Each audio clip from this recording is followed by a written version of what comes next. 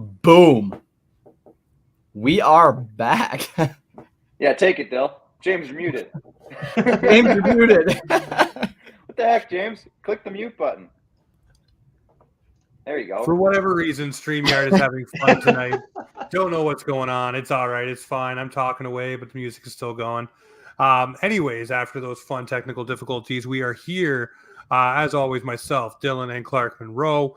But tonight we have a special guest in the house. We're very excited to have Kyle Kushman on with us to talk some Maple Leafs. Kyle, how is your evening shaking out so far?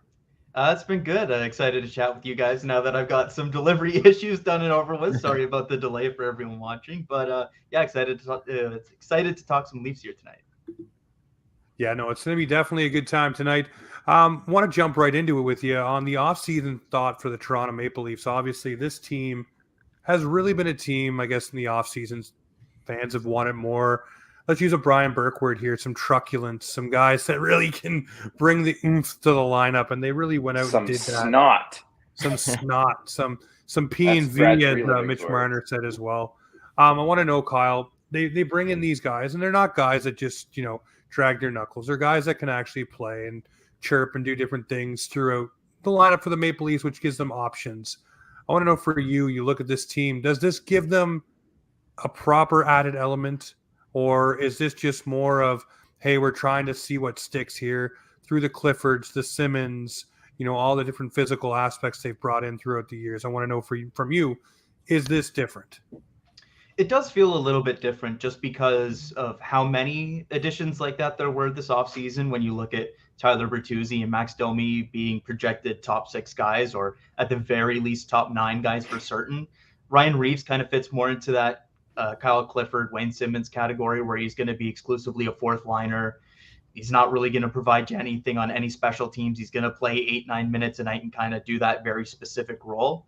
But when you add the likes of Bertuzzi and Domi to the lineup, sure, they're not guys that are going to fight every single night or anything like that. But they're guys that, like you mentioned, will talk a lot of what, and they're not afraid to mix it up physically. I mean, we saw it in the first 3 seconds of this preseason game today, where Max Domi decided to be a Domi and take a penalty in the first few seconds, which I do have a slight concern that Max might try to do a little too much of that, especially early on in the season before he kind of settles into his own game. But overall, I think when you look at those two additions, primarily Reeves kind of being his separate own thing, it certainly adds a different flavor to the top 6, because those are the guys actually going to be on the ice with your Auston Matthews. Those are the guys that are going to be on the ice with John Tavares, William Nylander, which wasn't the case for 99% of the games that Wayne Simmons played, or any of the games that Clifford played and stuff like that. So I think it does give a little bit of a different element, at least guys that are willing to mix it up or excited to mix it up a little bit like that, which is, again, a little bit different even from somebody like Michael Bunting, who last year racked up a bunch of penalty minutes, but isn't exactly a guy that is jumping into those scenarios. He's kind of starting them and trying to draw penalties and that kind of stuff. It's a little bit different with Bertuzzi and Domi. So I do think overall it kind of gives at least the top 6, top 9 a little bit of a different look, while also keeping kind of the skill and scoring ability that you obviously need in those positions. One thing I want to throw out here too is another guy they added was John Klingberg, and a lot of people were scratching their heads at this one, but it really looks like the Maple Leafs are going to utilize him. And I know Clark likes this because obviously the Leafs need some more points from the back end, some more moving of the puck, but also he's already getting first power play reps. And I know we're super early into camp and everybody's reading way too much into the tea leaves. Oh, it's overreaction season, James. It's the best it is. It is. I mean, Sens fans told me today that they're first in the Atlantic. Just take that for what it is.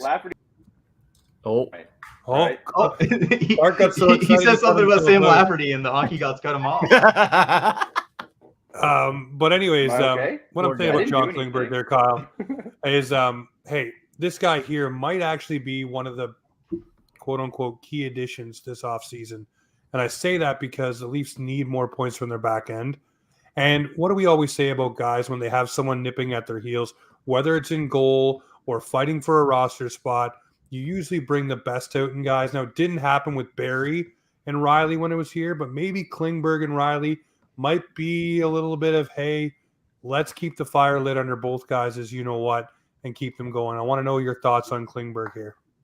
Yeah, he's a fascinating addition where, like you mentioned, he's going to bring some more scoring, some more puck moving to the back end, which is something that they've kind of wanted, especially with Treliving kind of outright saying that they wanted to add somebody who can bring more scoring from the back end. And yet he's certainly a very high upside signing when you look at what he's capable of doing in the past. It hasn't really been there the last couple of years, but you look at how much he signed for, a $4 million ticket roughly.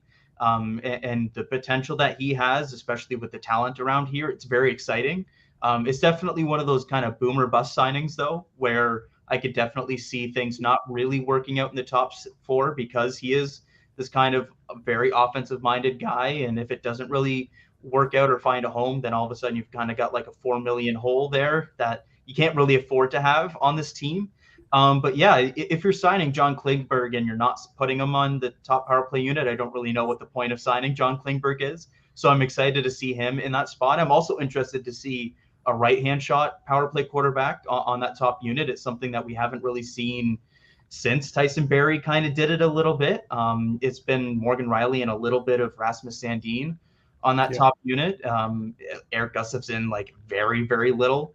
And those are all left shots. And so if you're thinking about trying to set up Matthews for a quick shot when you're moving the puck around at the top of the paint there, it's going to be easier to have a quick pass to Matthews with a right-hand shot versus a lefty. So I'm interested to see if that factors into anything for Matthews if he remains on the left flank. I know that the Leafs kind of move things around a lot on the power play. So I'm interested to see if Guy Boucher has anything cooked up on that way. But yeah, he's a fascinating addition where I'm very interested to see how they use him more so at 5-on-5, just because we know what he can do as a power play quarterback, as an offensive threat, everything like that. I'm more interested to see if they're able to kind of shelter him with a partner like Jake McCabe, if they're able to get some better 5-on-5 value out of him, which we haven't seen in the last couple of years. And I think the cherry on top is, if you remember a couple of playoffs ago, Dallas and Calgary, he already has quite the rivalry with Matthew Tkachuk. So I'm sure they'll be friends again in the Atlantic Division this year too. Yeah, Kyle, one thing with that too is like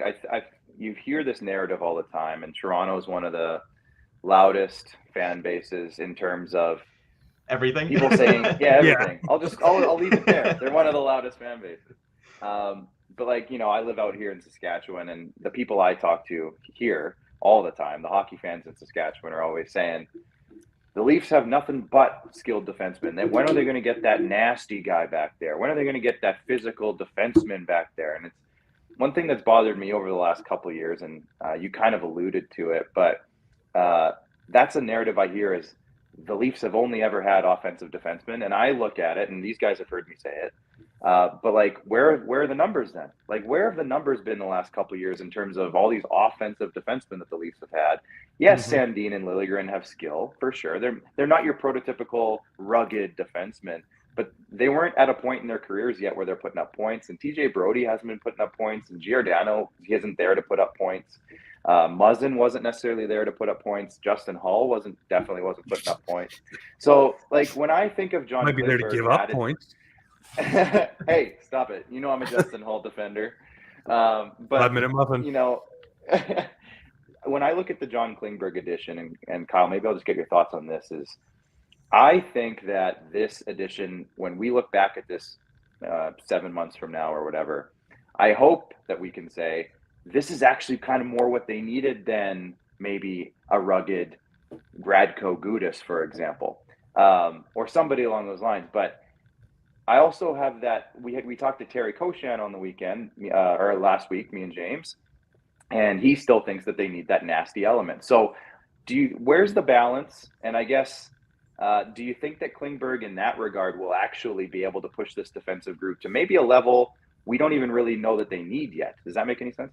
Yeah, no, it makes a lot of sense. And I think first off, I think the want for kind of that prototypical defensive defenseman, rugged hits, all that kind of stuff is still warranted, because the Leafs haven't had this caliber of puck mover offensive guy, but they also haven't had the rugged hitter, everything like that, outside of the deadline additions of Luke Schenn and Ilya Lyubushkin. Because what they've kind of built their defense around in the last couple of years was kind of these modern transitional defensemen who are good defending the rush. They're relatively good in their own zone, some better than others, to put it mildly.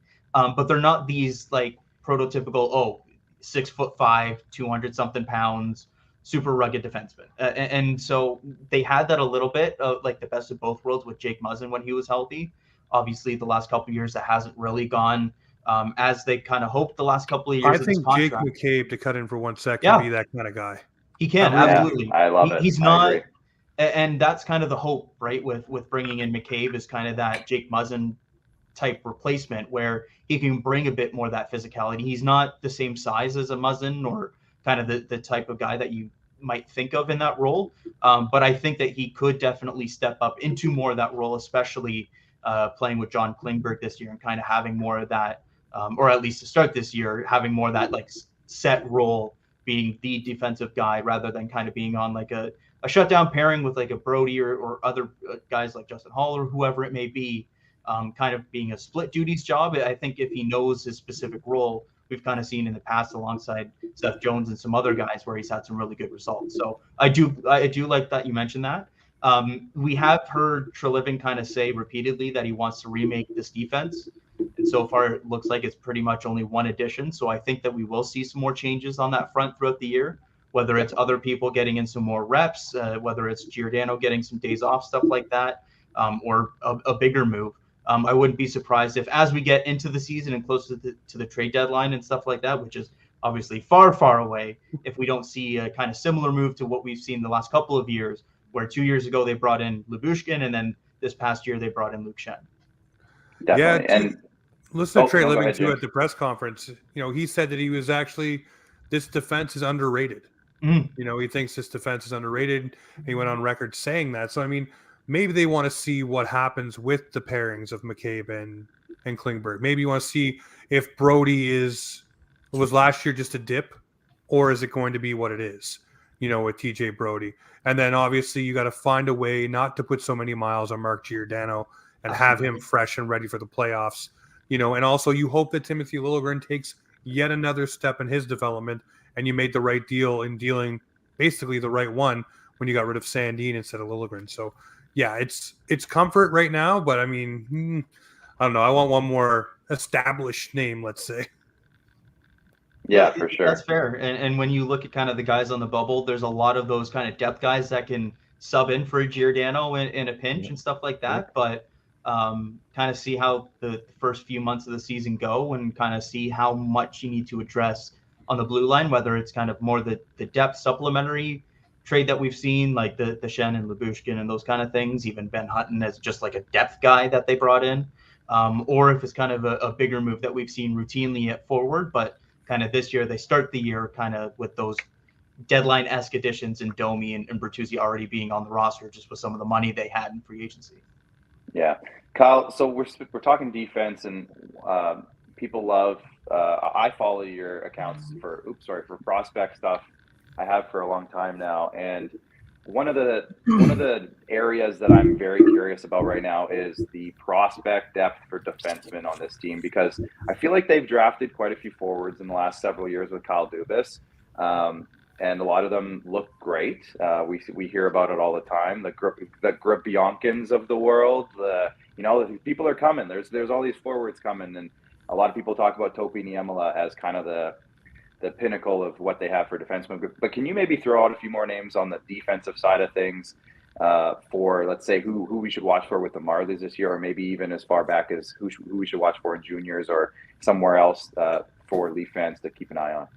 Yeah, so over the last couple of years, the Leafs really don't value position in the draft. They kind of take whoever they like that's available. And the last couple of years, just as a result of not having as many picks as they've had in previous years, you're talking about 3, kind of 4 picks each year. And that kind of limits the amount of shots you can take. And so prior to this draft, so looking at 21 and 22, the Leafs didn't take a single defenseman in either of those drafts. So before they took Noah Chadwick in, I think the 6th round this past year, the last defenseman they had taken was in the 2027 round. So it had been a while, and it had definitely shown in the cupboards when you look at some of the graduates that had come through the Marlies, a couple guys that left the system, and Philip Krull and Mac Hollowell, and it was definitely looking barren. So going into this season, It's definitely something where there's a couple guys to definitely watch on the Marlies. Topi Niemela is obviously the main guy. But somebody that kind of flies under the radar, he was on an AHL contract last year. He's a little bit older, is Marshall Rafai, who's kind of this. I don't like using this comparison just because the connotation that comes with it, but Justin Hall was a success story in terms of being a guy that came through the Marlies on an AHL deal and ended up playing significant minutes for the Leafs over a handful of years at a pretty cheap contract. And if you can get any kind of NHL minutes out of guys that you bring through the system on an AHL deal, which is a free thing, a no risk thing, essentially for NHL teams, that's a huge, huge plus. And Rafai is a guy that has a lot of intriguing raw skill. He's already like 25 years old. He played a couple of years at Harvard. He missed a year due to COVID and a lot of stuff. So he's a little bit later on kind of this development path. But he's an excellent skater. Ryan Hardy at the beginning of last year described him as a world-class skater. And he has a really good defensive stick. He's somebody that I think has a lot of upside as just like a defensive shutdown guy. If he can kind of refine some of his skating, use his skating more, and kind of learn a bit more in his sophomore year going into this year with the Marlies, just kind of how to best utilize his skating and his defensive ability. Because he's a guy that you look at him, he's around 6 foot. He's not the biggest guy, but he's a great skater, like I mentioned, and he has a mean streak as well. He had a ton of penalty minutes last year with the Marlies. He got ejected from a game for a bit of a brutal hit after one player hit a Marley. He kind of checked him into his own bench, and that didn't go too great. He's not afraid to drop the gloves. And he's somebody that, like I mentioned, is kind of on this different development path where he's kind of a later bloomer. But he has a lot of raw skills, and he isn't somebody that was drafted or is like a 21-year-old starting with the Marlies. It's kind of like, see what he does this year, and if he's kind of pushing for NHL minutes, then maybe you got something there, and if not, then he's probably just an AHLer.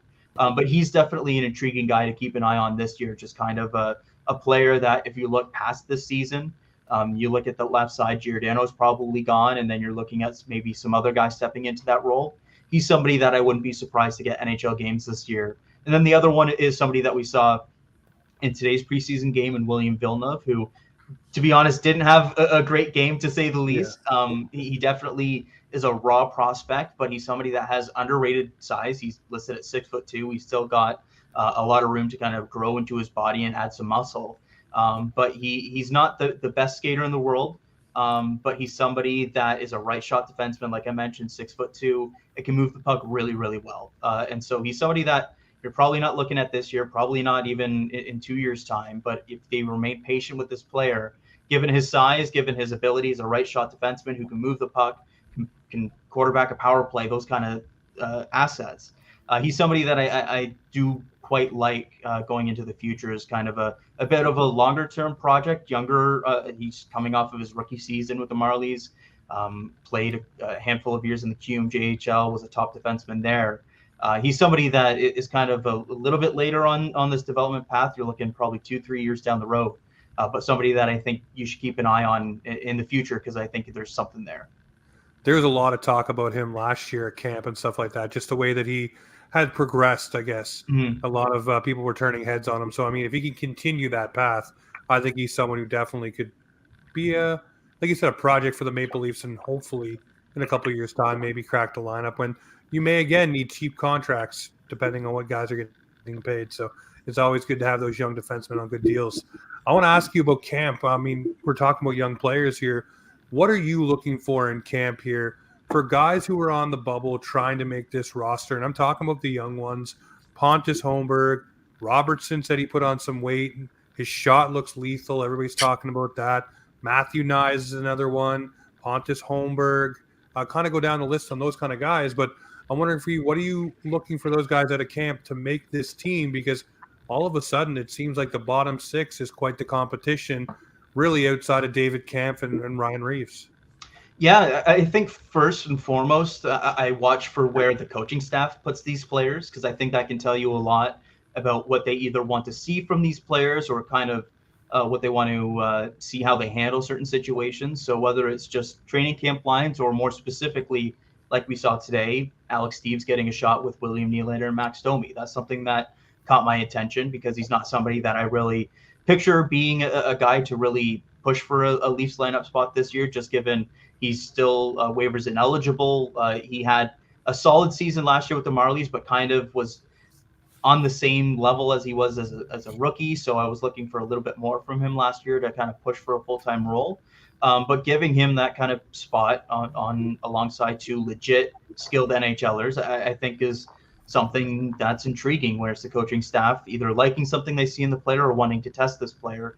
And those are the kind of things that I look for through camp in the preseason, where especially during training camp, there's not a lot of stuff that you see unless you're actually at the rink day in, day out, which none of us really are for the most part, other than just like the few clips that you get on Twitter. So it's more kind of tracking how players are kind of utilized in certain roles. Like, for example, we saw the young line of Aberzizi, Holmberg, and Robertson kind of in camp so far, which is a line that could be a top line with the Marlies, or all three of those guys could push for minutes with the Leafs. And so in the actual preseason games, you kind of look for these guys to flash something, whether it's speed, whether it's tenacity on a forecheck, whether it's a shot, whether it's passing skill, whether it's defensive acumen, anything like that. You just look for some of these young guys to give you something. I think today we saw that a little bit out of Steve's, obviously with the patience on his goal with a nice shot there. I liked what I saw from Roni Hirvonen making his preseason debut today, making some good plays down low and making a couple nice passes and stuff like that. So for some of these guys, healthy too. Yeah, great to see him healthy. Yeah, glad you mentioned that. But yeah, so for these guys on the bubble, it's kind of looking for some of these flashes where it's kind of tough to get the same read as on these guys as some of the coaching staff does, just being with these guys day in, day out, being able to see what they've worked on in the summer, what translates to the game action, that kind of stuff. But yeah, the main things I look for is kind of the line usages and kind of seeing where the coaches slot these guys in, especially Sheldon Keefe at the NHL level, where putting them in potentially different roles than what the Marlies might do for some of these guys. And then in the actual preseason games, kind of just seeing some glimpses of some guys against either better competition or just against different competition. In your heart of hearts, do you think that Nick Robertson makes this squad this year out of camp? I know last year he was beating the doors off to be here, and obviously we all know the injuries and things that happened to him. You really want to see the best for him, and I really think that he's probably past the AHL, really, in terms of skill and everything like that. But Yes. some people say maybe for him, starting in the AHL might be the best to get some reps, to get things going and just really get flowing again. But I don't know. I want to see him with the Leafs, man. I don't know. On power play 2, man, give me some Nick Robertson, man. Who does he take off power play 2, though? Did you see power play 2? It's pretty dang I good didn't power see play it. 2. It's pretty solid now. I'm not gonna lie. It's Bertuzzi, Domi, Yarncroke, Liljegren, and Riley. So I mean, Yarncroke right there. Take Yarncroke off. Fair enough. Fine. Snipe on Robertson. If Robertson can do and shoot Like the puck, Matthew and move Nyes the isn't biscuit. even on power play 2. So like you put Robertson on there over Matthew Nyes, James? Robertson and Nyes. Robertson, Bertuzzi, Klingberg, or The best of Riley. both worlds. 8-man power Fair play enough. unit. Let's go. Take Lily off. Yeah, 3 power play units. Everybody gets 30 seconds. Let's go. Oh God. Just make it waves. Yeah, no kidding. No, for Nick Robertson, look, I still love the player. Obviously, there's aspects of his game that he has to figure out at the NHL level, and part of that is just how hard this guy tries at playing good hockey. And it's unfortunate, because if this guy was like 2 inches taller and had a little bit more to his frame, I think he'd be a bona fide NHLer already. It's just tough with some of the dumb luck injuries that he's had, and also some of the stuff that he's put himself into bad situations. You look last year in the collarbone or shoulder injury. I can't remember the specifics of which it was. Yeah. But I was actually at that game, and it was brutal to see it. And it's a situation where if he's a little bit bigger, he's probably not getting hurt in that situation. That's true. But it's also He was his brother. Yeah, That's how I see it. But no, it's something where that's the style of game he plays. That's how he's at his best. He's 150% every single shift. He's hard on the forecheck. He's all over the ice, and it's kind of finding that middle ground of being able to kind of be that type of player that's made him a 55 goal scorer in the OHL, that has made him a point per game player in the AHL, but also not get yourself injured every 10, 15 games because of it. So I'm excited to see him this year. I think there's pros and cons to both starting him in the NHL and AHL. And I think it mainly comes down to, of course, a little bit of how he performs in camp, but also kind of how the cap works out. There's still some stuff they got to work out with how it is right now, whether Connor Timmins is the only one that gets waived, if Sam Lafferty is somebody that's on the outside looking in. Like, there's some weird stuff that they kind of have to figure out on the salary cap just to get down to a cap compliant roster. So we've got to see how that plays out a little bit, because as it stands right now, they don't have room to carry an extra forward, which is where kind of the Nick Robertson thing comes into play. But for myself, I would love to see him kind of get a top 9 opportunity right out of the gate in the NHL and kind of see what he can do from day one. I also understand potentially starting him with the Marlies if there's some cap stuff that you got to work through, and giving him big minutes to kind of get back into game flow. But at this point, like the last couple of years, it's something where it's like, yeah, start him in the AHL, let him build up. At this point, I think how long he's been off, obviously the skill and everything that he has, he's clearly too good for the AHL. I think it's time to kind of give him that NHL run from day one and kind of see how long he can take it, because he's an absolutely skilled player. He can play both wings. Like you mentioned, he can help you out on PP2. He's somebody that can absolutely pop in a couple extra goals for you in the bottom 6, depending on where he plays. And I hope we get to see a healthy Nick Robertson for a full season, because he's an excellent player. And I think if he gets a full run of a healthy season, I think he's going to make a lot of fans. Yeah, James, just before you go too, it's just like he's the type of guy you just want to see succeed. And we forget how young he is still. And he's we just because we saw him when he was 18 in that Columbus series that many years ago, like he's still only 21 still. Like he's the type of guy you want to see succeed because of how quickly he came out of the gate with that Columbus series, and like you said, Kyle, just like gained so many fans immediately because he was just that awesome little burst, and then it's just been like, oh, come on. Like, that's just been the Nick Robertson story, is the, come on.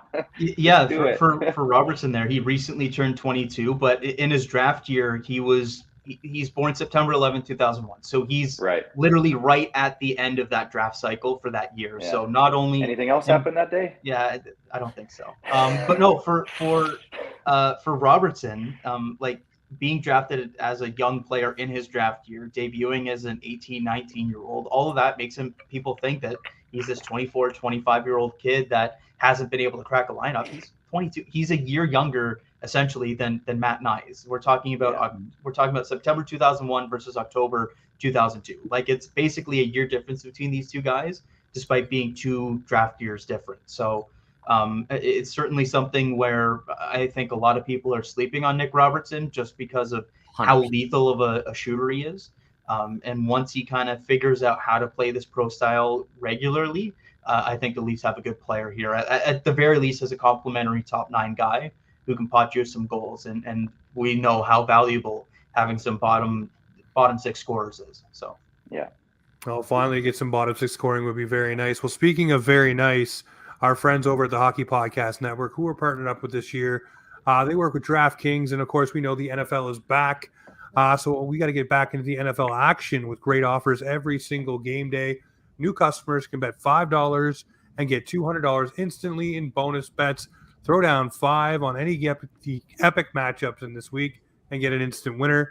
Football's more fun when you're in on the action, so download the app now and sign up with the code THPN. New customers can bet $5 and get $200 instantly in bonus bets. Come on now. Only on DraftKings Sportsbook, an official sports betting partner of the NFL, with the code THPN. The crown is yours. Gambling problem? Call 1-800-GAMBLER or visit www.1800gambler.net. In New York, call 1-877-8-HOPE-NY or text HOPE-NY 467-369. In Connecticut, help is available for your problem gambling. Call 888-789-777 or visit ccp.org. Please play responsibly on behalf of the Sword, licensed partner of the Golden Nugget, Lake Charles, LA, 21 plus. Age varies by jurisdiction. Void in Ontario. See sportsbook.draftkings.com/football for terms and eligibility, terms and responsible gaming resources. Bonus bets expire 7 days after issuance. Eligibility and deposit restrictions apply. So get over, use the code THPN on DraftKings, put your crown on, and get your bet on. Speaking of getting your bet on, Dylan, I know There you we want go. to with the goaltenders, so let's get it rocking. Kyle, I know that you keep up with the prospects, and to be honest, I don't think we've had a decent goalie probably in the system since Tuukka Rask, but I think we kind of gave up on How him. dare Hey. you besmirch James Reimer like that? James Reimer, But Garrett Sparks. for me, I'm really excited about Justin Woll. And I think that Justin Woll. Joseph Woll, I think he has the He edge. did it. That's bit. the Justin Hall thing. You got caught. Oh, $5 I was in the I was jar. going Justin Pogge, so I'm glad we're going for at Oh. least an NHL. $5 in the jar, Dylan. In my eyes, I think he has the edge over Jones. However, I know that Jones had a pretty decent season last year. I wanted to get your thoughts on who you think has the edge as the backup behind Samsonov. Yeah, the Jones signing was fascinating to me because I was expecting kind of a veteran third to be signed. I just wasn't expecting it to be somebody the caliber of Martin Jones, just because Joseph Woll this year, the first time in his career, he requires waivers to be sent down. Yeah. So for myself, I don't see any scenario where you can justify placing him on waivers because somebody will claim him just based off of the season he had last year, the flashes he had in the NHL, the numbers he put up in the AHL. Somebody will claim him, whether it's a team at the bottom of the barrel that just kind of looks to fill a roster spot and brings in a young goaltender. We saw it last year with Arizona bringing in Connor Ingram, who turned into a very strong backup for them.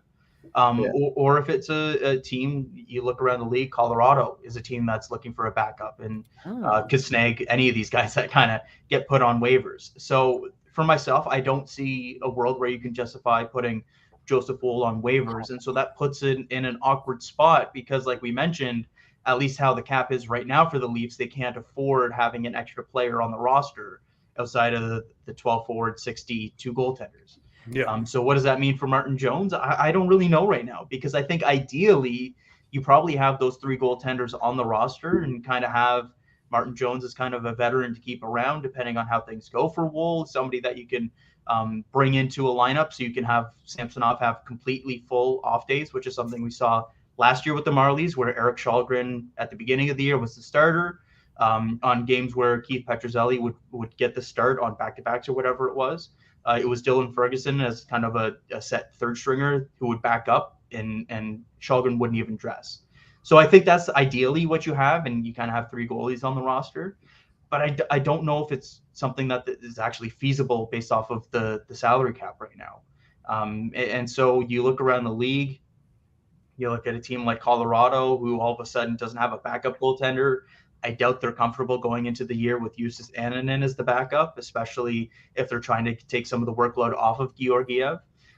Martin Jones is probably somebody that gets scooped up there if he gets on waivers. So I'm very curious to see how this plays out, if there's a cap-related move that allows them to keep all three goaltenders, what the pitch was to Martin Jones in the first place that made him sign here, because it's a situation where you look definitely not going to be the starter, which is kind of a role that he had last year for the most part in Seattle. Yeah.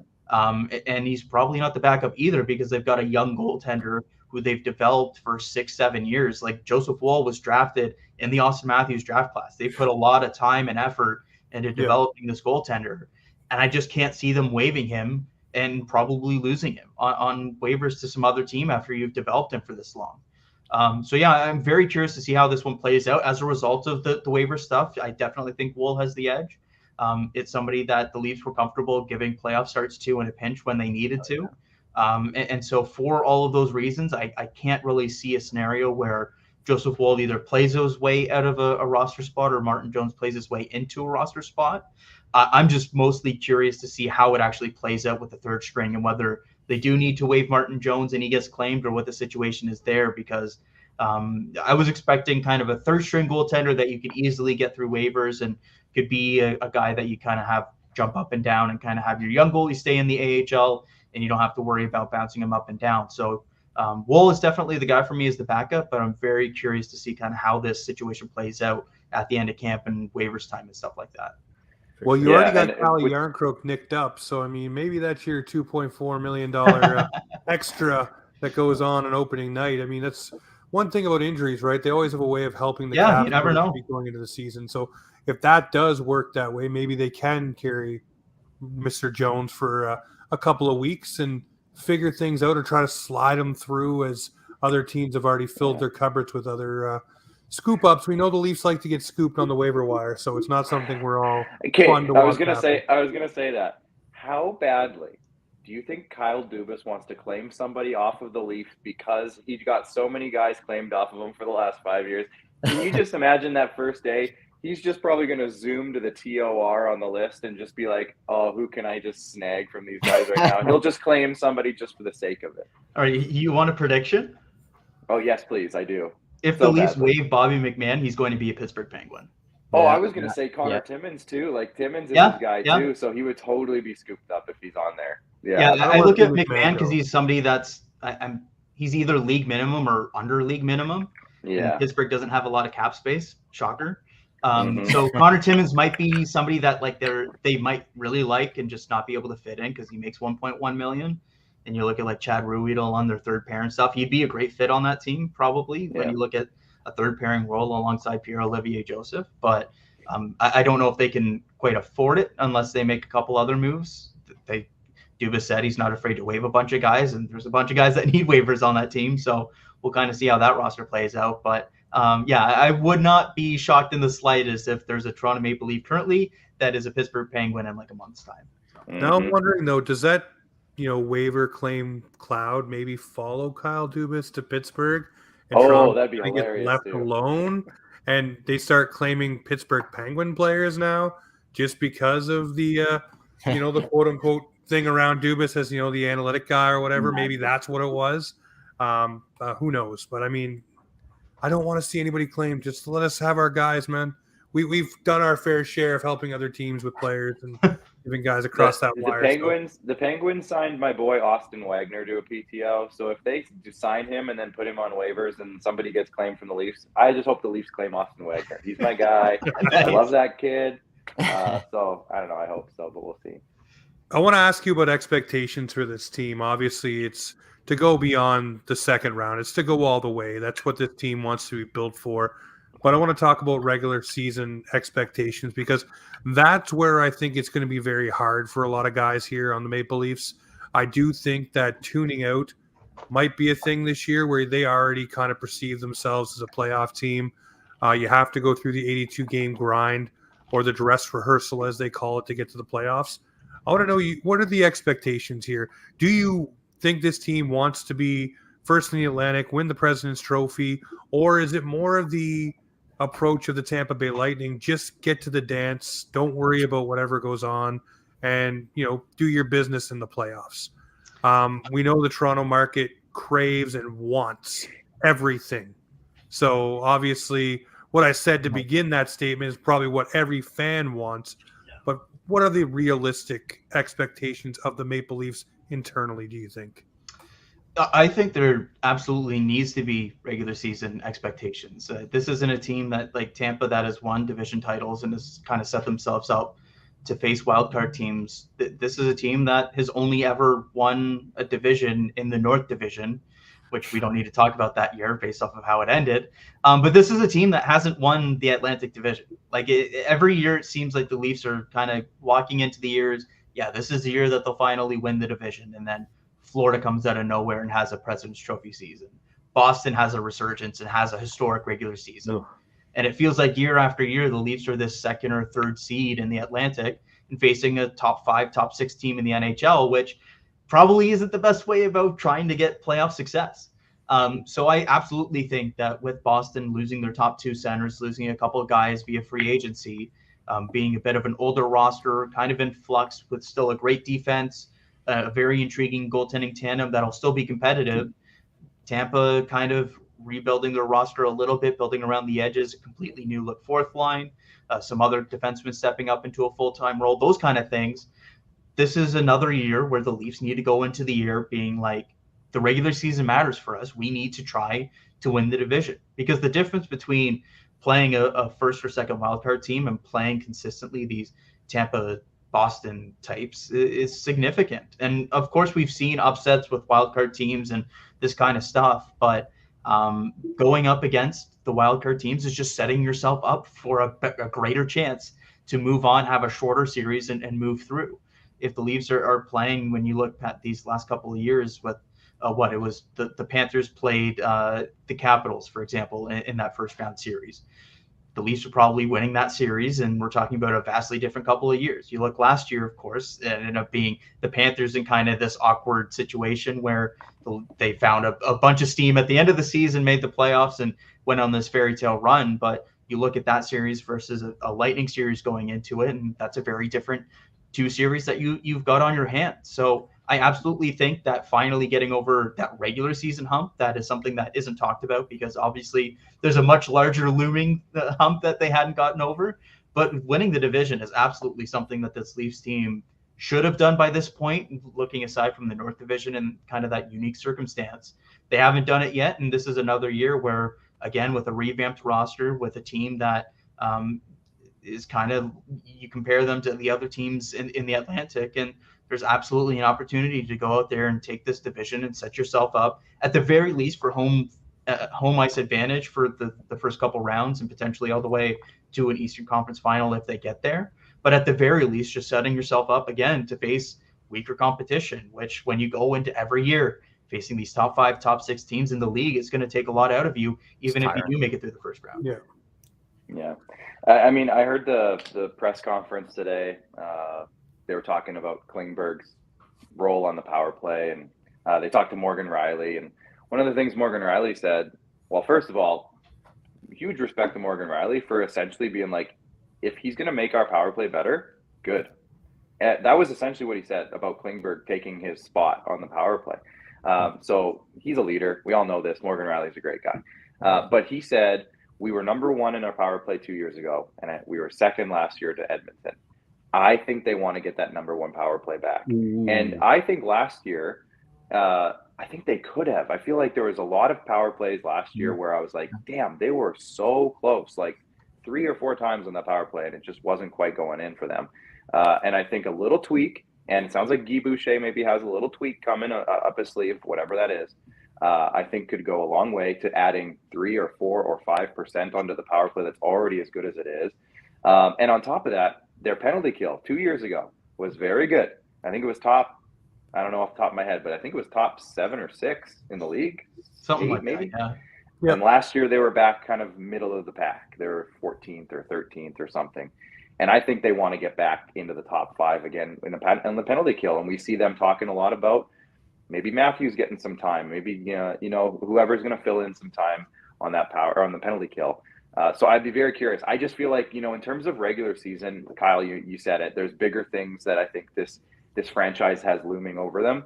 But I think there are specific things that they can kind of target that are individual, but also team-based, that I think they want to maybe just kind of get that under their belt. They want to get top 5 PK, get top 5 goals against, which they were top 7 last year. They want to get into the top 5. They want to do those little things where they're proving themselves that they're growing as well. But with all that in mind, Kyle, finishing it off, where do the Leafs finish this year? I mean, we talked about winning the Atlantic, but overall, I guess, like, what are you thinking at the end of the day that we're gonna see on the standings sheet on NHL.com/standings? What are you thinking?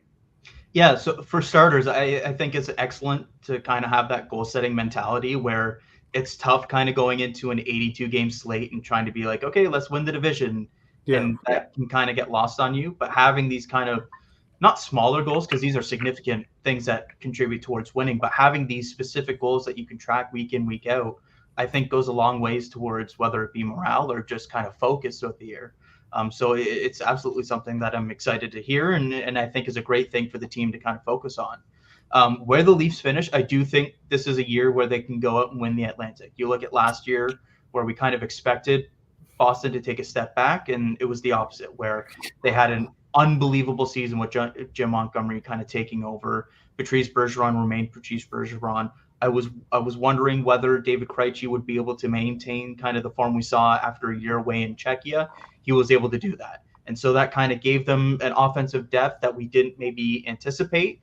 And then on the back end, Hampus Lindholm refining his game, supplementing that when McAvoy was away. And then when McAvoy came back, it was just an absolute juggernaut on defense. And then obviously the deadline additions and all that kind of stuff. That's not the same Bruins team that we have this year. You're looking at potentially Charlie Coyle or Pavel Zacha as your top two centers.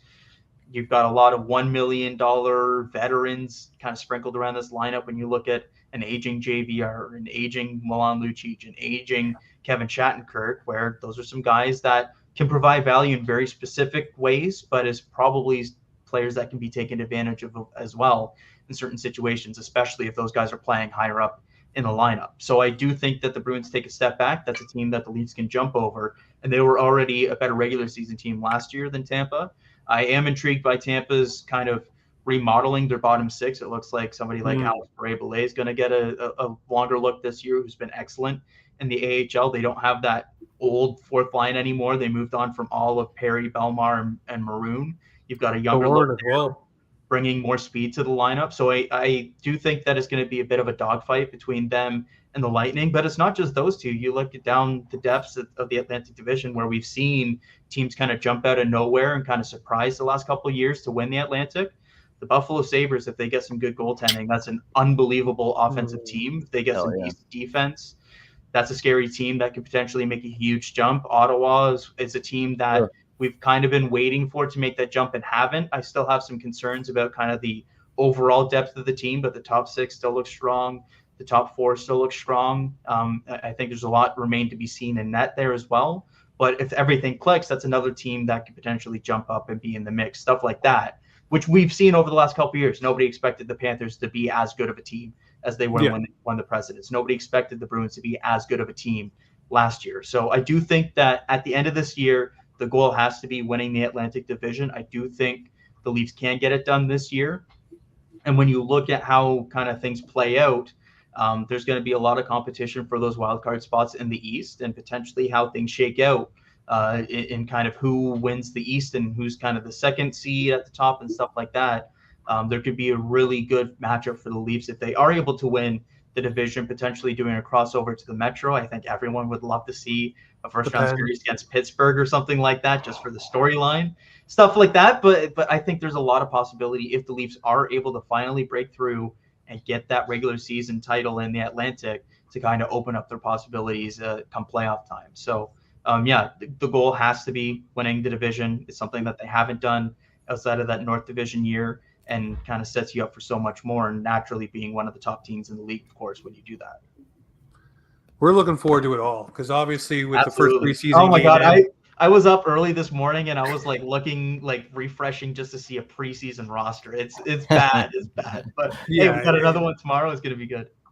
October 11th, you guys, is so close. October 11th. And I just can't wait for them to start Bertuzzi, Domi, and Reeves for the first shift out there. For the home opener. It's at home, right? The first game's at home? So. Against Montreal? I do believe so, yeah. Get those boys out there for the first shift. Come on, Keith. Just do it. Listen, it's going to be a great season, Kyle, and I thank you very much for making some time for us, carving it out here. I want to have you back on throughout the season here. And just talk about what we were wrong about or what we were right about. Hopefully this season we're all right about the fact the Boston Bruins take a step back for once. Come on, Boston. Just do us a favor here. But anyways, just go back to the pre-Joe Thornton days or whatever it is. Please do. We're talking about a Joe Thornton thing up here somewhere. Again, Kyle, the door is always open for you to jump in here. We appreciate you making the time. We love your work. Where can everyone find you and just read your stuff and see your stuff, man? Yeah, thanks, guys. It was a lot of fun chatting. Again, apologies for that little delay. I did not expect the grocery delivery guy to get stuck in the stairwell, but hey, you know what? Spiced up the evening a little bit. No, you can find my stuff, all of it on Twitter or X, whatever you want to call it, at Kyle_Kush. Spell it with a C, not with a K. You'll go a very different place if you spell it the latter. And you'll find all my stuff there. I share all of my writing there. I write mainly for The Score. You can find all of my writing essentially there, and then some of the more niche Leafs prospect stuff, which I know this audience is kind of into. I do a little bit of that on Substack as well. So as we get closer and closer to that October 11th, like you mentioned, the opening day of the season, I'll have my preseason Leafs prospect rankings coming out in a couple weeks' time. So that's one to look forward to. So. Stay Well, tuned. we're looking forward to it all Yes, from you. this heavily season, my recommend friend. following this guy. Give him a follow. Thank you, guys. Much appreciated. 100%. Well, ladies and gentlemen, you know what this show is about right here. This is where the Maple Leafs and hockey come to talk.